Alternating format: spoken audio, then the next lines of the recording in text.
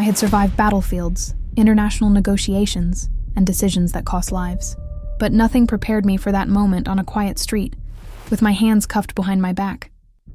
Those officers had no idea who I was, and that was exactly why it was happening. I had returned from a classified mission overseas just hours before. 30 years of military service, medals of valor, authority over thousands of soldiers, all of it tucked away in my dress uniform at home. Today I was just a black woman in a simple dress, driving a car that didn't belong in this neighborhood. I noticed the patrol car in my rearview mirror. First, it kept its distance. Then it crept closer. I knew that ritual all too well. The red and blue lights flashed. I pulled to the side of the road. When the taller officer approached my window, I saw that look. That instant judgment. That suspicion born from nothing but the color of my skin.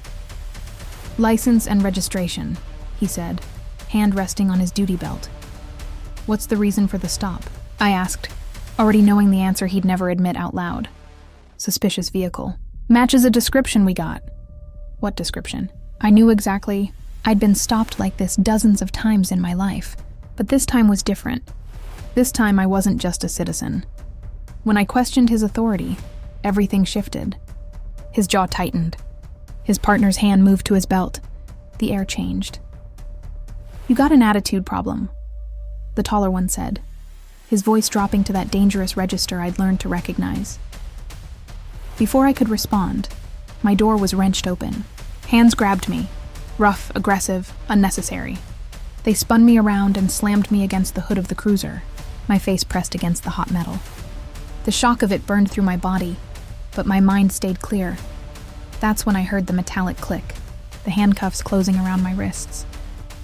For the first time in decades, I felt truly powerless. Not strategically powerless, physically powerless.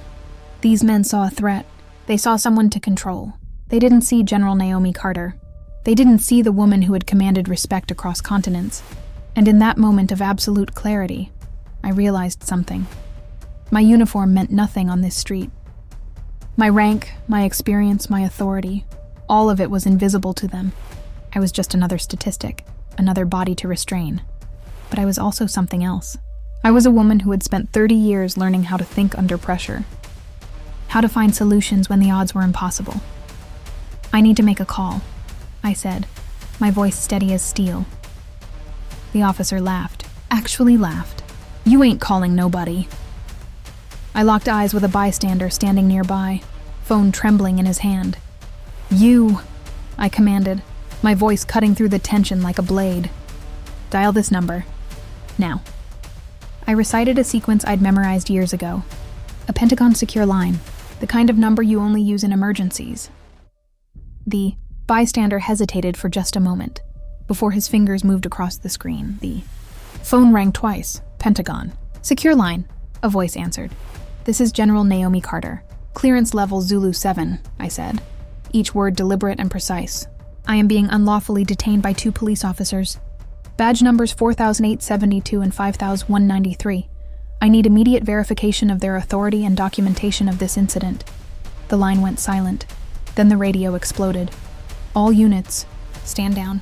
Stand down immediately. Confirm stand down." I watched the color drain from both officers' faces in real time. The taller one's hand shook as he reached for his radio. His partner stepped backward, confusion and fear mixing in his expression. The chief's voice came through next, tight and controlled, but unmistakably furious.